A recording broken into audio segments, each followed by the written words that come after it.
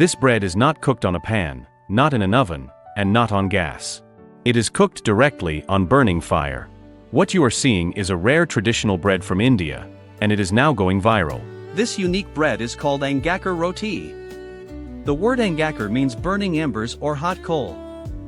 This method of cooking comes from the heart of central India, in a place called Raipur.